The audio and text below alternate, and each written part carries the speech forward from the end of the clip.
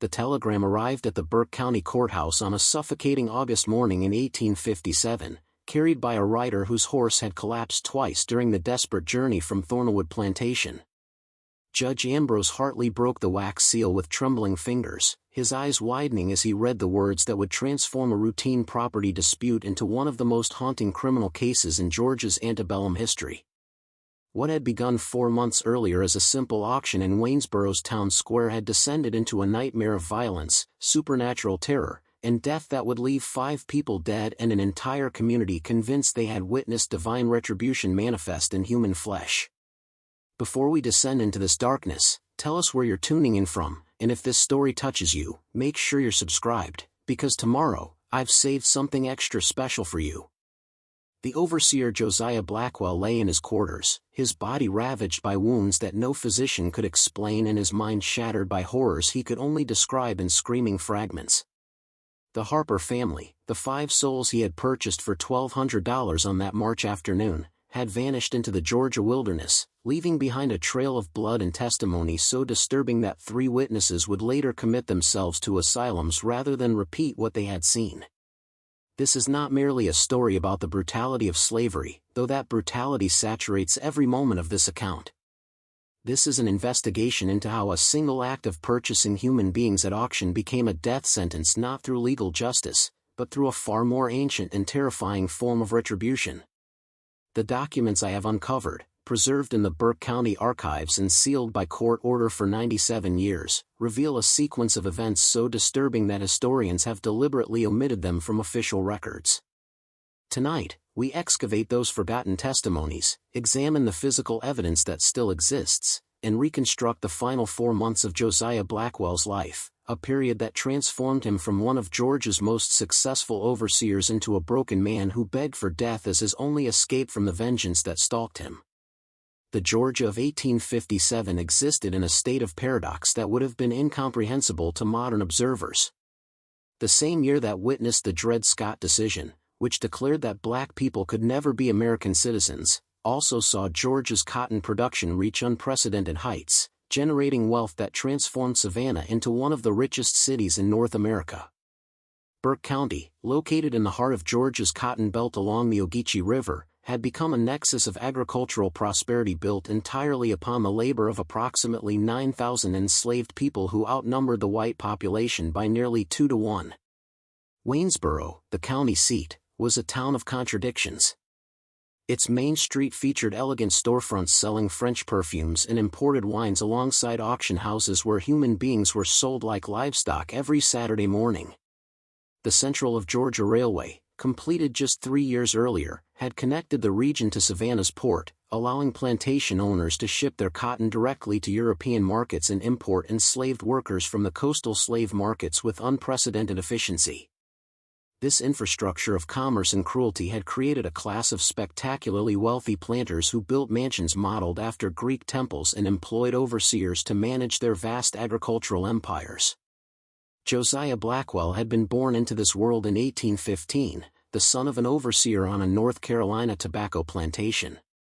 His education consisted of basic literacy and an apprenticeship in what his father called the science of labor management, a euphemism for the systematic brutalization of human beings to extract maximum productivity. By age 20, Josiah had developed a reputation for efficiency that went beyond mere cruelty.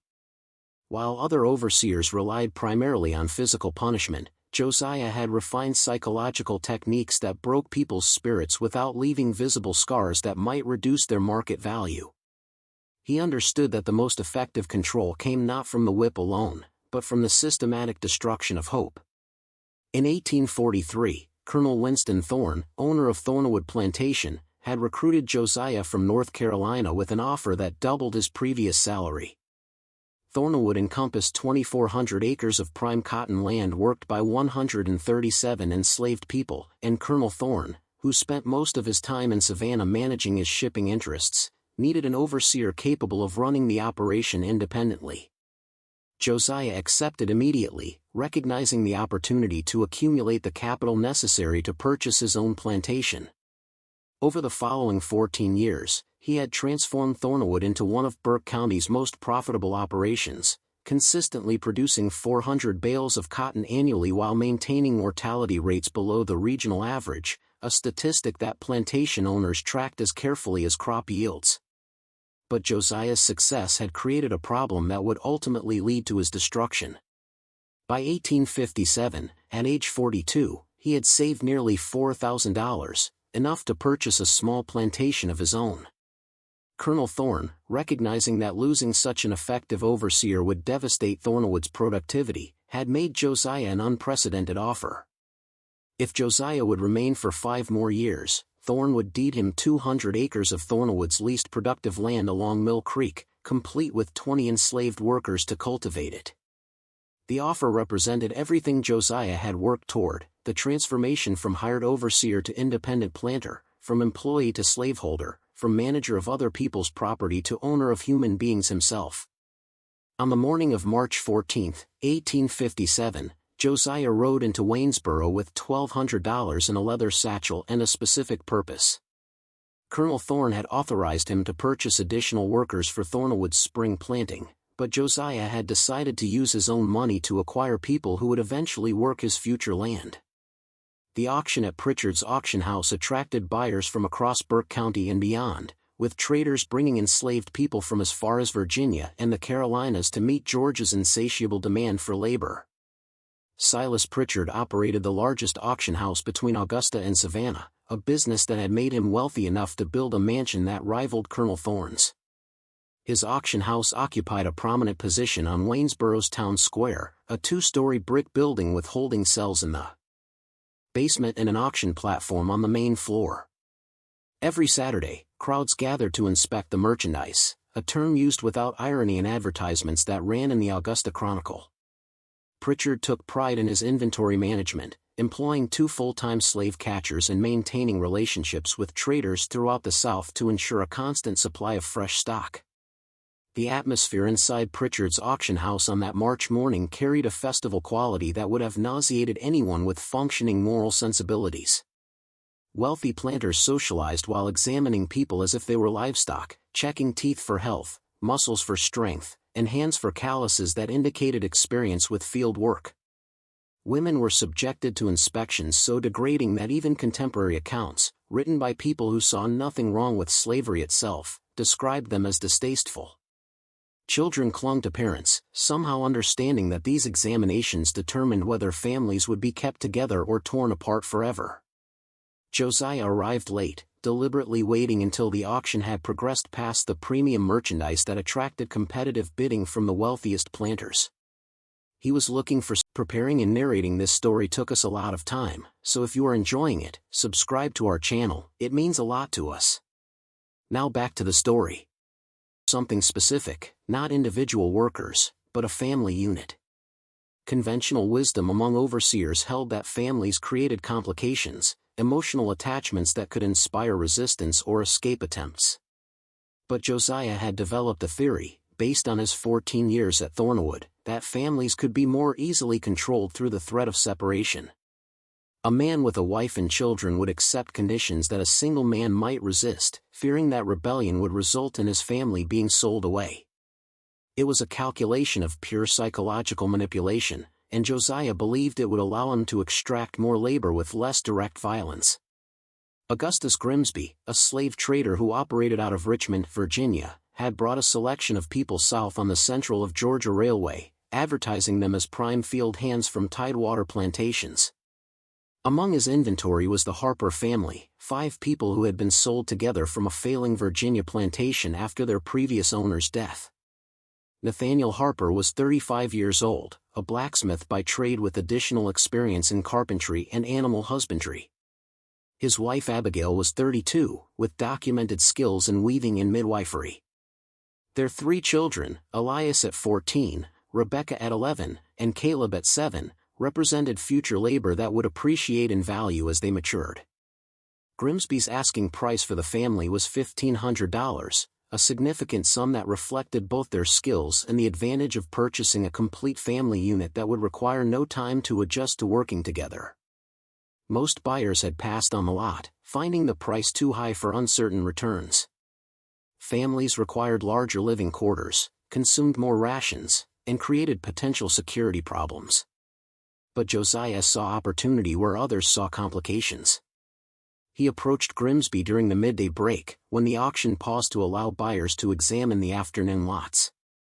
The negotiation took place in Pritchard's office, a wood-paneled room decorated with ledgers that catalog human misery in neat columns of figures. Grimsby opened at $1,500, emphasizing Nathaniel's blacksmithing skills and Abigail's reputation as an experienced midwife whose services could be rented to neighboring plantations for additional income. Josiah countered at $1,000, citing the risks inherent in family units and the expense of maintaining children who would not reach full productivity for years. After 20 minutes of bargaining that treated human beings as agricultural equipment, they settled at $1,200, with Grimsby throwing in the clothing the family wore and a set of basic tools as incentives to close the deal. The bill of sale, which I discovered in the Burke County archives, is a masterpiece of bureaucratic dehumanization. It lists the Harper family members by name, age, approximate height, and distinguishing marks, the scars and features used to identify them if they attempted escape. Nathaniel had a burn scar on his left forearm from his blacksmithing work. Abigail possessed all her teeth, a rarity that increased her value. Elias showed early signs of his father's build, promising future strength. Rebecca and Caleb were described simply as healthy, a word that carried enormous economic significance in a market where childhood mortality rates among enslaved children exceeded 50% on many plantations. The document concludes with Grimsby's guarantee that none of the family members had histories of running away or violent resistance, and that they were being sold only due to their previous owner's estate liquidation, not because of behavioral problems. This guarantee would later become central to legal proceedings, as Grimsby's testimony about the family's supposedly docile nature would be revealed as a deliberate lie designed to facilitate the sale. What Grimsby knew but failed to disclose was that Nathaniel Harper had been sold from his original Virginia plantation not because of his owner's death, but because he had attempted to purchase his family's freedom and, when refused, had made threats that his owner interpreted as potentially violent. Josiah paid the $1,200 in cash, counted out in $20 gold pieces that represented 14 years of carefully hoarded savings. Pritchard prepared the transfer documents, which included a receipt, a certificate of sale, and a separate document that Josiah could present to any law enforcement officer if the family attempted escape. Georgia law required such documentation, as purchasing enslaved people without proper papers could result in charges of theft. The entire transaction took less than 30 minutes, the time required to fundamentally alter 6 lives and set in motion a sequence of events that would end in death and madness. As Josiah led the Harper family out of Pritchard's auction house into the harsh afternoon sunlight, several witnesses later recalled details that seemed insignificant at the time but would acquire terrible meaning in retrospect. Nathaniel Harper walked with his head up, his eyes meeting Josiah's with a directness that violated every social convention of the enslaved-owner relationship. Abigail kept her children close, whispering to them in a language that one witness, a French merchant, identified as possibly Gullah, the Creole language spoken by enslaved people in the Carolina and Georgia Low Country. Most disturbing to later testimony, young Caleb had stared at Josiah with an intensity that multiple witnesses described as unnatural for a 7-year-old child, as if the boy could see something invisible to others. The journey from Waynesboro to Thornwood Plantation covered 12 miles of rutted clay roads that wound through pine forests and past smaller farms. Josiah rode his horse while the Harper family walked behind, their wrists bound with rope in a line that allowed them to move together but prevented escape. During that 3-hour journey, Josiah explained the rules they would follow at Thornwood, the work expectations, the punishment system, and the single commandment that superseded all others, absolute obedience without hesitation or question. He described his speech later as routine orientation, the same explanation he had given to dozens of new workers over the years.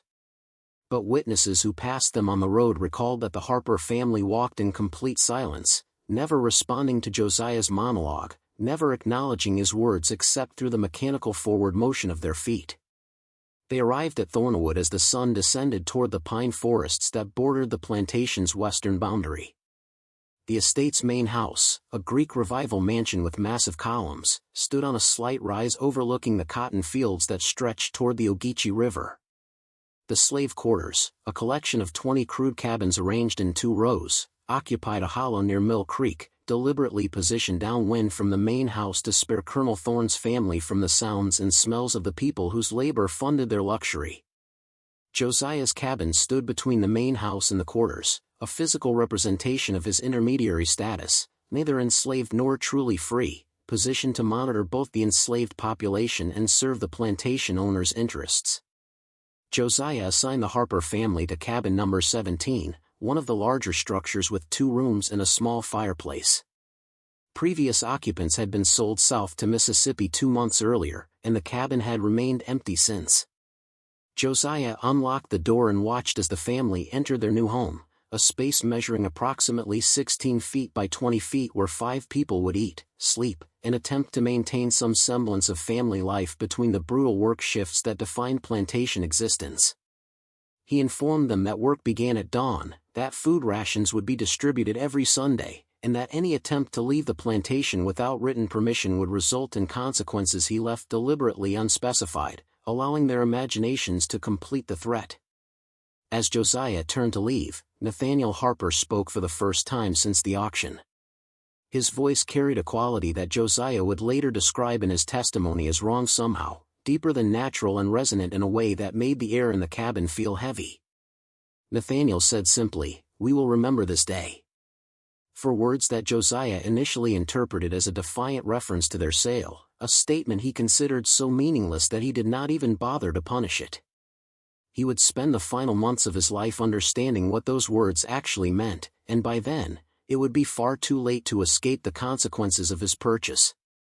The first sunrise at Thornwood Plantation arrived with the clanging of an iron bell that Josiah rang from his cabin porch at precisely 5 in the morning. The sound cut through the pre-dawn darkness like a blade, summoning 137 souls from fitful sleep to begin another day of labor that would enrich men who would never touch a cotton boll with their own hands. Nathaniel Harper emerged from cabin 17 ahead of his family, his silhouette visible in the pale light that preceded the sun's appearance over the pine forests to the east. He stood motionless for several moments, his eyes surveying the landscape of his new captivity with an expression that Luther Daniels, a fellow overseer visiting from the neighboring Riverside plantation, later described as resembling a general assessing a battlefield before engagement. The spring of 1857 brought optimal conditions for cotton cultivation in Burke County. The winter had been mild, leaving the soil unfrozen and ready for early planting. Rainfall had arrived in measured intervals that moistened the earth without creating the floods that sometimes turned the red clay roads into impassable rivers of mud. Plantation owners throughout the region anticipated a harvest that would exceed even the extraordinary yields of recent years, when Georgia cotton commanded premium prices in Liverpool and Manchester textile mills. Colonel Winston Thorne had sent instructions from Savannah that Thornwood should plant every available acre, including marginal land along Mill Creek that had previously been left fallow. The gamble required maximum labor extraction from every worker, which placed enormous pressure on Josiah to drive productivity beyond already brutal standards. Josiah had developed his labor management system over 14 years into a precise science of human degradation. He divided Thornwood's workers into 3 gangs based on physical capability.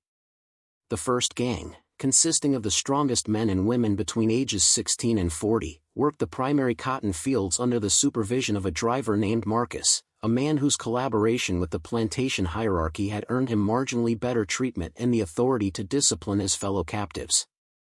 The second gang handled lighter tasks, cultivating the vegetable gardens that fed the enslaved population and maintaining the plantation's infrastructure.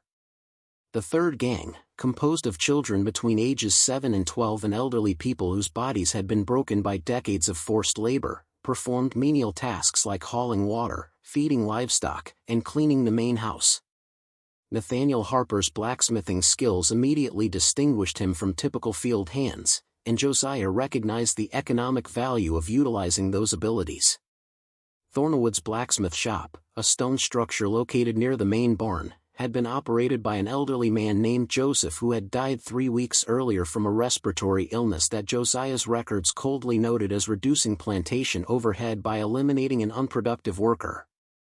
The shop contained a forge, anvil, and collection of tools necessary for the constant metalwork required on a large plantation, from shoeing horses and oxen to fabricating and repairing agricultural implements.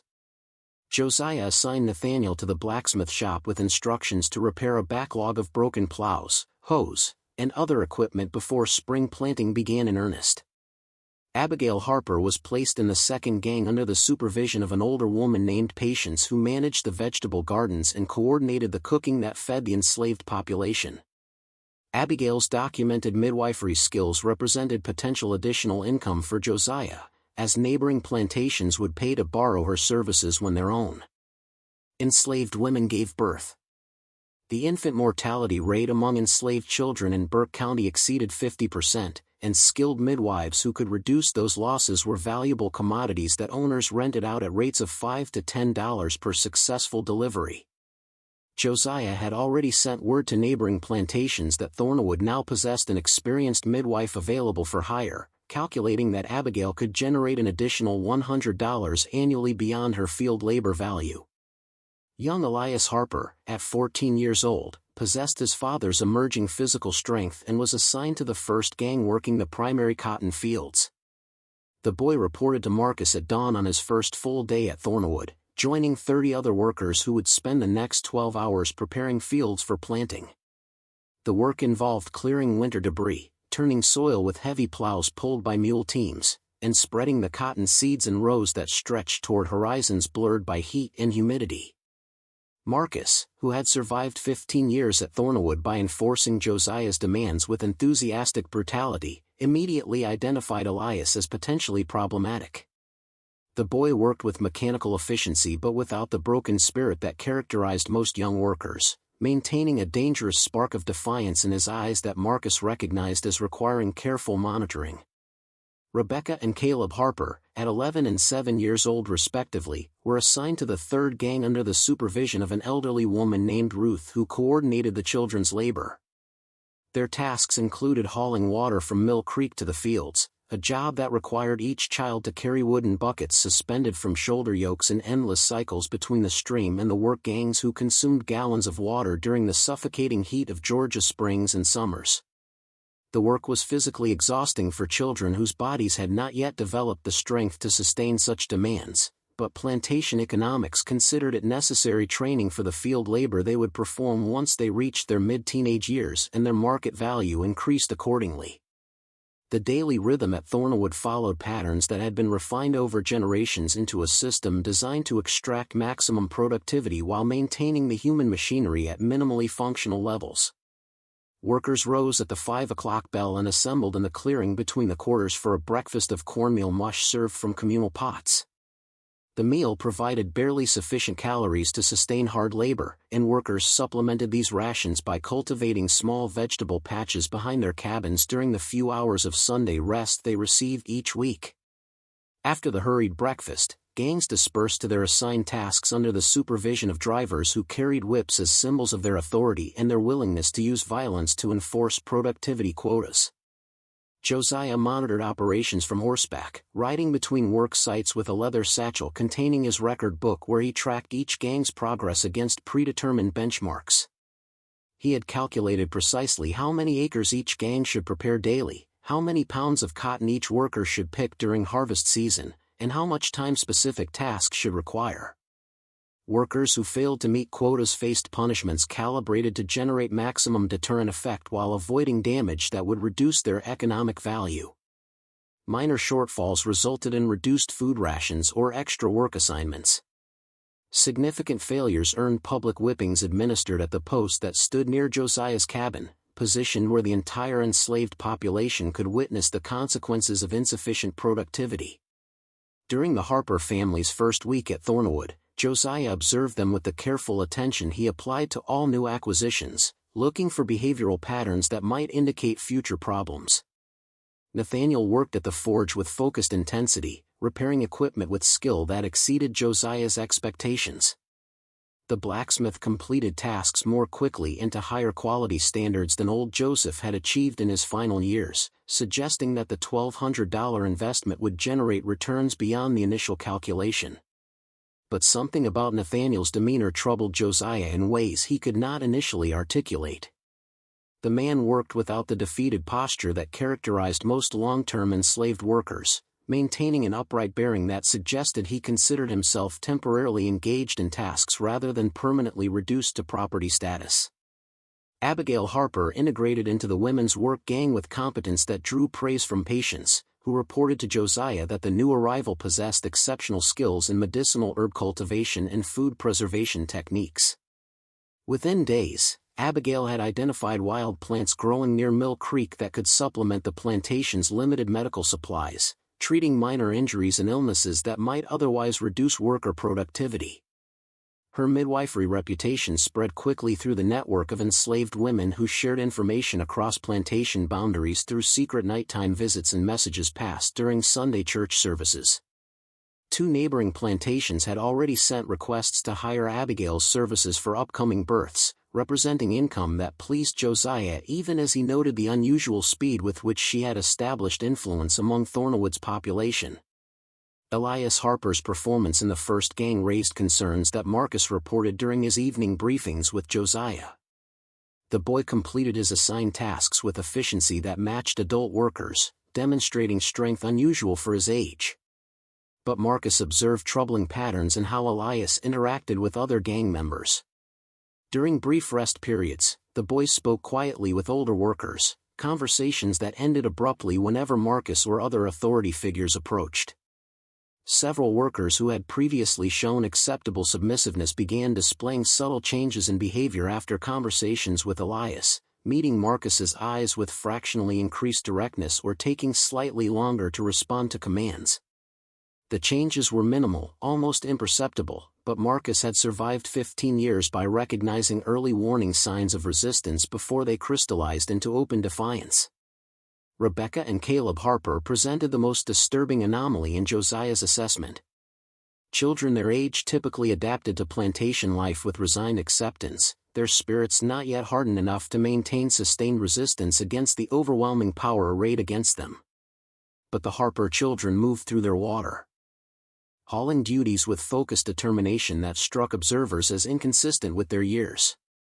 Ruth, who supervised the third gang, reported that the siblings worked in perfect coordination, never speaking but somehow anticipating each other's movements with precision that allowed them to complete tasks more efficiently than children twice their age.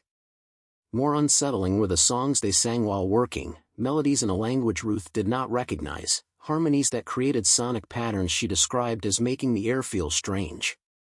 The first incident that suggested the Harper family represented something beyond ordinary enslaved workers occurred on the 8th day after their arrival at Thornwood. Josiah was conducting his morning rounds when he encountered Nathaniel at the forge, working on a particularly challenging repair to a damaged plow blade that had snapped during field preparation. The work required heating the metal to precise temperatures and hammering it with exact force to reshape the blade without creating weaknesses that would cause future failures. Josiah watched for several minutes, impressed by Nathaniel's skill, before commenting that the blacksmith worked with unusual expertise for someone who had supposedly learned the trade on a Virginia plantation where such specialized training was rarely provided to enslaved workers. Nathaniel paused his hammering and looked directly at Josiah, a breach of social protocol so fundamental that it momentarily stunned the overseer into silence. The blacksmith's eyes held none of the downcast deference that enslaved people learned to display as survival mechanisms, instead meeting Josiah's gaze with unsettling equality. Nathaniel spoke in a voice that carried the same wrong resonance Josiah had noticed during their first encounter, explaining that his skills had been acquired not through formal training but through knowledge passed down through his family across generations that stretched back before the first slave ships crossed the Atlantic. The statement made no logical sense, as blacksmithing was a European craft tradition, not an African one, but something in Nathaniel's tone suggested he was referencing something beyond conventional metalworking. Josiah felt a crawling sensation along his spine, an instinctive recognition that he was hearing something significant beneath the surface meaning of Nathaniel's words. he responded with harsh orders to focus on work rather than conversation, asserting his authority through verbal dominance designed to re-establish the proper hierarchy. Nathaniel simply nodded and returned to his hammering, but Josiah rode away from the forge with a nagging unease that persisted throughout the day. That evening, he wrote in his personal journal, a document discovered years later among his effects, that Nathaniel Harper possessed an unusual quality he described as wrongness, a sense that beneath the blacksmith's physical form existed something that did not properly belong in human skin. The second incident occurred 3 days later during the midday meal period when workers received a brief rest and portions of cornbread and salted pork. Josiah was inspecting the main cotton fields when he heard singing coming from the direction of Mill Creek where the third gang children were hauling water. The melody was unfamiliar, built on harmonic structures that seemed to bend sound in physically impossible ways. As Josiah rode closer, he realized the voices belonged to Rebecca and Caleb Harper, the siblings singing in perfect unison while they filled their water buckets from the creek. The song's words were incomprehensible, some language that resembled the Gullah dialect spoken by coastal enslaved populations but distorted into something stranger, syllables that seemed to catch in the air and linger after the children's mouths had closed. Other children in the third gang had stopped working to listen, standing motionless with expressions that Josiah initially interpreted as simple attention but which he later realized reflected something closer to trance states. Ruth, the elderly supervisor, appeared similarly affected, swaying slightly as if the melody exerted physical force on her body. Josiah shouted commands to resume work, his voice breaking the strange atmosphere that had settled over the creek bank. The Harper children stopped singing immediately and returned to their water hauling with mechanical efficiency, but the other children required several repeated orders before they shook off whatever state the song had induced and resumed their tasks. That evening, Josiah summoned Ruth to his cabin for interrogation about the incident. The elderly woman, who had worked at Thornwood for over 30 years and had always demonstrated reliable compliance, struggled to articulate what she had experienced. She described feeling as if the children's song had reached inside her chest and wrapped around her heart, creating sensations of simultaneously intense sorrow and fierce joy. Other children had reported similar experiences, describing visions of places they had never seen, vast landscapes under different stars, and presences watching from just beyond normal perception. Ruth's testimony, which Josiah recorded in his journal with visible skepticism, concluded with her expressed belief that the Harper children possessed some form of power inherited from ancestors who had known different worlds before the slave ships brought their bloodlines to America. Josiah dismissed Ruth's statements as superstitious nonsense, the primitive beliefs of uneducated people looking for supernatural explanations for ordinary phenomena. But privately, he could not fully suppress his growing conviction that something genuinely unusual characterized the Harper family. Over the following weeks, he observed patterns that defied rational explanation. Tools in Nathaniel's blacksmith shop occasionally appeared in different positions than where Josiah had seen them placed, rearranged overnight despite the shop being locked. Workers who spoke with Abigail during her medicinal herb-gathering expeditions reported dreams of impossible intensity, visions so vivid they woke screaming or weeping. Elias seemed to exert growing influence over the first gang despite being the youngest member, with older workers deferring to him in subtle ways that undermined Marcus's authority. The situation reached a critical point in late April when spring planting was at its peak intensity and Josiah's demands for increased productivity pushed workers to the edges of physical endurance. One morning, a worker named Samuel collapsed in the cotton fields, his body simply ceasing to function after 16 hours of continuous labor with minimal food and water. Marcus reported the incident to Josiah, who rode out to the fields and found Samuel unconscious, his breathing shallow and his skin burning with fever.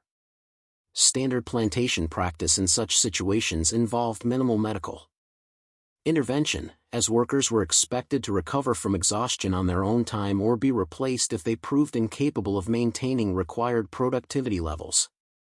But before Josiah could order Samuel dragged to the quarters to recover or die without interfering with field operations, Abigail Harper appeared as if summoned by some invisible signal.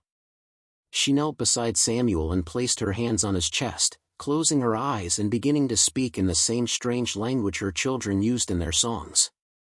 Other workers nearby stopped their tasks, watching with expressions that blended hope and fear. Marcus moved to intervene, raising his whip to drive Abigail away, but Josiah found himself ordering the driver to wait, motivated by curiosity to see what would happen. Abigail's hands began to glow with faint luminescence that Josiah initially attributed to sunlight reflection, but which persisted even when clouds passed overhead and shadows fell across the scene. The air around Samuel's body seemed to shimmer, heat waves rising from his skin as if his fever was burning itself out through some accelerated process. After several minutes, Abigail removed her hands and stood, informing Josiah in a calm voice that Samuel would recover within hours and could return to work the following day. She then walked back toward the quarters without waiting for dismissal, an act of defiance so profound that Marcus urged Josiah to have her whipped immediately to re-establish proper discipline. Josiah refused, again motivated by curiosity he would later recognize as the beginning of his fatal obsession with understanding what the Harper family represented. Samuel did indeed recover with impossible speed, rising from near death to functional health in less than 6 hours. By the following morning, he was back in the fields working at normal capacity, showing no residual effects from the collapse that should have killed him or at least left him incapacitated for days. Other workers began whispering among themselves, conversations that stopped abruptly when Josiah or his drivers approached, but which clearly centered on Abigail's intervention and what it revealed about the Harper family's nature. That night, Josiah sat in his cabin reviewing his journals and trying to construct rational explanations for the events he had witnessed. He had devoted his adult life to the systematic management of human property, reducing people to economic units whose behaviors could be predicted and controlled through calculated applications of reward and punishment. The Harper family challenged that framework, introducing variables that resisted incorporation into his established models of human behavior and plantation management. He could not escape the growing conviction that purchasing them had been a mistake, but his pride refused to acknowledge that selling them would constitute admission of error in judgment. Instead, he decided to intensify his observation and documentation, convinced that sufficient data would reveal whatever trick or deception the family employed to create their apparently supernatural effects. Over the following weeks, Josiah became increasingly consumed by his Harper family investigation, dedicating hours to surveillance that should have been spent on general plantation management. He questioned other workers about their interactions with the family, compiled reports from Marcus and other drivers about behavioral anomalies, and recorded every strange occurrence in journals that grew increasingly disorganized as his obsession deepened. The cotton planting fell behind schedule as Josiah neglected his primary responsibilities, but he seemed unable to redirect his attention away from the mystery that had embedded itself in Thornwood's operations like a splinter working its way toward the heart. Dr. Cornelius Webb, who maintained a medical practice in Waynesboro and provided occasional services to plantation owners when enslaved workers developed illnesses that threatened significant economic losses, visited Thornwood in early May to treat several cases of dysentery that had spread through the quarters. During his examination of patients, Webb noticed Abigail Harper moving among the sick with herbal remedies and laying on of hands that seemed to produce therapeutic effects beyond what conventional medicine could explain. Intrigued, Webb engaged Abigail in conversation about her techniques, expecting the ignorant superstition typical of enslaved populations but instead encountering sophisticated knowledge of human physiology and disease processes that rivaled his own medical school education. Webb reported his observations to Josiah, suggesting that Abigail possessed genuine medical knowledge that made her potentially valuable beyond normal midwifery services. He proposed borrowing her services for his Waynesboro practice, offering to pay Josiah rental fees that would generate significant additional income. But Webb also expressed concerns about some of Abigail's techniques, particularly her use of verbal formulas in unknown languages and her apparent ability to perceive illness through physical contact that diagnosed conditions before visible symptoms appeared. Webb, a man of science educated at the Medical College of Georgia, found himself unable to reconcile Abigail's demonstrable effectiveness with his understanding of how healing should function according to established medical principles. Josiah declined Webb's rental proposal, explaining that he needed to maintain closer observation of the Harper family before allowing them unsupervised contact with the broader community. This decision, recorded in correspondence preserved in the Burke County archives, represented the first indication that Josiah had begun to fear the family rather than simply finding them puzzling. In a letter to Colonel Thorne in Savannah, Josiah described growing concerns that the Harpers were exerting corrupting influence on Thornwood's other workers, spreading beliefs and behaviors that undermined proper discipline and threatened plantation security. He requested permission to sell the family, recovering his $1,200 investment and eliminating the disruptive presence they represented. Colonel Thorne's response, written on Savannah Chamber of Commerce letterhead and dated May 18, 1857, denied Josiah's request with language that revealed the plantation owner's complete detachment from operational realities. Thorne noted that selling the family after less than 3 months would appear to other planters as evidence of poor judgment in the original purchase, damaging Josiah's reputation as an effective overseer. Furthermore, Thorne pointed out that Nathaniel's blacksmithing skills and Abigail's medical abilities represented valuable assets that should be exploited rather than discarded due to vague concerns about influence that Josiah had failed to demonstrate with concrete evidence. The letter concluded with orders to cease complaining and focus on bringing the delayed cotton planting back on schedule before the optimal growing season passed, and yields suffered accordingly. Trapped by his own investment and his employer's refusal to authorize the sale, Josiah found himself locked into continued proximity with a family that he increasingly perceived as threatening forces beyond his capacity to control. His journals from late May and early June chronicle a man descending into paranoid obsession, recording incidents that might have been ordinary occurrences but which he interpreted as evidence of malevolent conspiracy. Tools disappeared from locked storage buildings and reappeared in impossible locations. Workers demonstrated knowledge of conversations they could not have overheard. Dreams plagued his sleep, visions of Nathaniel standing at the forge with eyes that glowed like heated metal, of Abigail surrounded by plants that grew to monstrous sizes, of the Harper children singing songs that made the ground crack and bleed. On June 15, 1857, exactly 3 months after purchasing the Harper family at Pritchard's auction house, Josiah made the decision that would seal his fate and transform a situation of uncomfortable mystery into a nightmare of violence and retribution. He decided to assert his absolute authority by targeting the Harper children, calculating that demonstrating his power to harm their offspring would break whatever resistance Nathaniel and Abigail maintained. It was a strategy he had employed successfully dozens of times with other families, leveraging parental love as a weapon to enforce compliance through threatened violence against those parents loved more than they loved their own lives. The sun had barely cleared the eastern horizon when Josiah rode to the fields where Elias worked with the first gang and ordered the boy brought to the whipping post. The charge was insolence, based on Marcus's report that Elias had taken 3 seconds longer than appropriate to respond to a command the previous day. The punishment was excessive by any standard, 10 lashes for an offense that would normally warrant a verbal reprimand at most. But Josiah intended to send a message that would resonate beyond the immediate victim, demonstrating to the entire Harper family that their children existed at his mercy and could be harmed without consequence whenever he chose to exercise that prerogative. Marcus dragged Elias to the post while Josiah rang the assembly bell, summoning all workers to witness the punishment. Nathaniel and Abigail emerged from their respective work sites, joining the crowd that gathered in the clearing as required by plantation protocol that mandated enslaved people observe disciplinary actions as deterrent demonstrations. Josiah watched the Harper parents' faces as Marcus tied their son to the post, looking for the fear and submission that such displays normally produced. Instead, he saw something that made his blood run cold despite the oppressive heat that pressed down on the assembled crowd like a physical weight.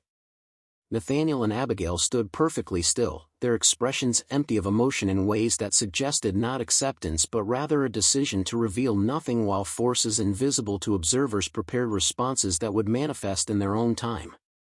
Their eyes met across the crowd, and some communication passed between them without words or gestures, an exchange of information or intent that operated through channels Josiah could not perceive but whose existence he recognized with certainty that transcended rational explanation.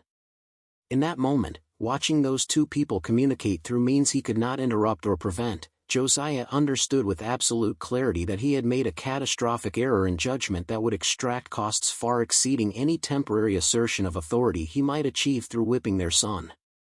But pride and momentum carried him forward despite that recognition. He nodded to Marcus, who raised the whip and brought it down across Elias's back with force designed to tear skin and create scars that would serve as permanent reminders of the price of resistance. The leather struck flesh with a sound that echoed across the clearing, and blood began to seep from the wound that opened across the boy's shoulders. Elias made no sound, neither cry nor whimper, maintaining silence that demonstrated either extraordinary courage or the influence of whatever power his parents possessed. As Marcus raised the whip for the second strike, Rebecca and Caleb Harper began to sing. The melody started quietly, barely audible above the morning sounds of insects and birds, but grew in volume and intensity with each passing second. Other workers in the assembled crowd took up the song, their voices joining the children's in harmonies that should have been impossible for people who had never rehearsed together. Within moments, over 100 voices filled the air with sounds that made the ground vibrate and the leaves tremble on surrounding trees. Josiah shouted orders to stop, his voice lost in the swelling chorus that drowned out all competing sounds. Marcus stood frozen with whip raised, unable to complete the second strike as the song wrapped around him like invisible chains.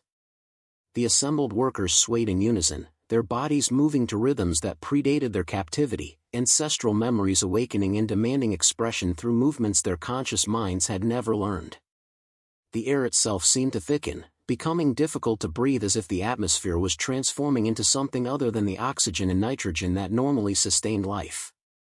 And then Nathaniel Harper spoke a single word in the language his children sang, a syllable that cut through the music like lightning through storm clouds. The effect was instantaneous and terrifying. Marcus screamed and dropped the whip, clutching his right arm where the skin had suddenly erupted in burns identical to those caused by prolonged contact with heated metal, despite having touched nothing hotter than leather and air. The assembled workers fell silent immediately, the abrupt cessation of sound creating a vacuum that seemed to pull at Josiah's chest. Elias remained tied to the post, blood streaming down his back from the single lash wound, but his eyes were open and focused on Josiah with an expression of ancient hatred that no 14-year-old should have been capable of generating. Josiah found his voice and ordered everyone back to their work assignments, desperate to disperse the crowd before whatever had happened could escalate further. Workers obeyed slowly, reluctantly, their movements suggesting they waited for permission from authorities other than the overseer who claimed legal ownership of their bodies. As the clearing emptied, Nathaniel approached the whipping post and untied his son. With hands that moved with ritualistic precision, each motion part of some ceremony Josiah could not interpret. Abigail joined them, placing her glowing hands on Elias's wounds and healing them with the same impossible speed she had demonstrated with Samuel, leaving unmarked skin where blood and torn flesh had been moments before. The Harper family walked away together, returning to their cabin without asking permission or acknowledging Josiah's authority in any way. Marcus remained on the ground, cradling his burned arm and whimpering in pain that Dr. Webb would later describe as consistent with third-degree thermal injuries despite the complete absence of any heat source that could have caused such damage. Other workers glanced at Josiah as they dispersed, their expressions carrying mixtures of fear and something else, a new recognition that the power structures governing plantation life had developed cracks through which older forces were beginning to seep. Josiah stood alone in the clearing as the sun climbed higher and the day's heat began its assault on all living things. His entire body trembled with a combination of rage and terror that fought for dominance in his racing thoughts. In 30 minutes, his authority had been publicly challenged and his attempt to reassert control had resulted in his chief driver being injured through means that defied natural explanation. More disturbing, he had witnessed clear evidence that the Harper family possessed abilities far beyond anything his experience or worldview could accommodate.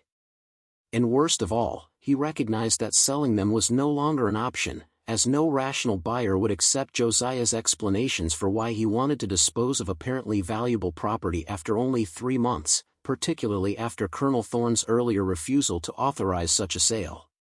He was trapped in proximity to something he could neither understand nor control, bound by his own investment and his employer's commands to continue managing people who had demonstrated they existed outside the parameters of normal human capability.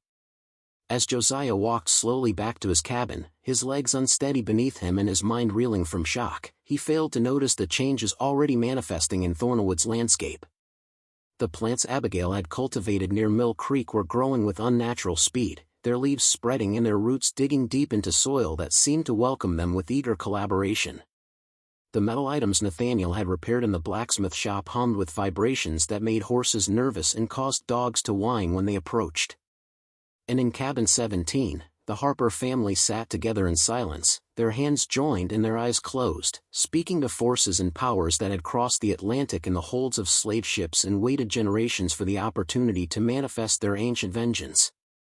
The real horror was only beginning, and Josiah Blackwell had 4 months remaining before his purchase of human beings at auction would extract its final, terrible price. The days following the failed whipping transformed Thornwood Plantation into a landscape where the boundaries between natural and supernatural had begun to dissolve like morning fog under brutal sunlight. Workers moved through their assigned tasks with mechanical precision, but their eyes carried new awareness that authority derived from whips and chains could be challenged by powers older than the institution that enslaved them. Josiah rode through the fields on his morning inspections, maintaining the routines that had governed plantation operations for years, but he could feel the weight of countless gazes tracking his movements with calculations that had nothing to do with submission or fear. Marcus recovered slowly from his mysterious burns, the flesh on his right arm healing into scar tissue that formed patterns resembling symbols from languages no doctor could identify. Dr. Webb examined the injuries during 3 separate visits, his confusion growing with each inspection as the wounds demonstrated characteristics inconsistent with any known form of thermal damage. The burns had penetrated to precise depths without the random variation typical of fire or heated metal contact, creating uniform tissue destruction that suggested deliberate control rather than accidental injury. Webb's medical notes, preserved in his practice records, described the scarring as appearing almost intentional, as if someone had carved designs into Marcus's flesh using heat as a surgical instrument guided by purposes beyond mere punishment. The driver's authority over the first gang collapsed completely following the incident. Workers who had previously obeyed his commands with fearful promptness now responded with delays just long enough to signal defiance without providing clear grounds for punishment. Elias Harper, whose back bore no trace of the whip strike that should have left permanent scars, moved through the cotton fields with new confidence that other workers recognized and deferred to in ways that bypassed the official plantation hierarchy. Marcus reported these developments to Josiah during evening briefings that grew increasingly desperate as the driver recognized his power evaporating like water on hot stones. Josiah's initial response involved attempting to reassert control through escalated punishment of workers who demonstrated insufficient obedience. He ordered 3 men whipped for minor infractions during the last week of June, calculations designed to remind everyone that legal authority still resided with white overseers backed by the full apparatus of Georgia law and social custom. But each punishment produced unexpected complications that undermined rather than reinforced plantation discipline. The first man, whipped for allegedly breaking a hoe through careless use, healed overnight without scars despite receiving 20 lashes. The second man, punished for talking during work hours, developed a fever that Abigail Harper treated with herbal remedies, after which he returned to the field speaking in tongues that other workers understood but which sounded like nonsense to Josiah's ears. The third man simply disappeared the night after his whipping, vanishing from locked quarters without leaving any trace of his departure method or destination. Sheriff Edmund Cross arrived from Waynesboro 3 days later to investigate the disappearance, a legal requirement when enslaved people escaped as their absence represented theft of property and potential danger to white communities. Cross was a career law enforcement officer who had spent 2 decades hunting fugitives through Burke County's pine forests and swamps, developing tracking skills and information networks that made escape nearly impossible for people whose skin color marked them as perpetually suspicious in any location. Away from their owner's property. He brought 2 bloodhounds bred specifically for tracking human scent and a posse of local white men eager to participate in the hunt that combined civic duty with entertainment and the possibility of collecting bounties paid for returned fugitives. The dogs picked up the missing man's scent trail at cabin number 12 where he had been confined after his whipping, following the path across the clearing toward the pine forest that bordered Thornwood's northern boundary. But at the forest edge, the animals suddenly stopped, whining and pulling backward against their leashes as if confronting an invisible barrier that prevented forward progress. Cross forced them past the tree line, but the dogs immediately lost the scent despite optimal tracking conditions of moist ground and minimal wind. For 3 hours, the posse searched in expanding circles, finding no footprints, no broken vegetation, no indication that any human had passed through the area within recent days. Cross returned to Josiah's cabin that evening with the troubling conclusion that the fugitive had somehow crossed the forest without leaving any physical trace detectable by either human observation or canine tracking ability.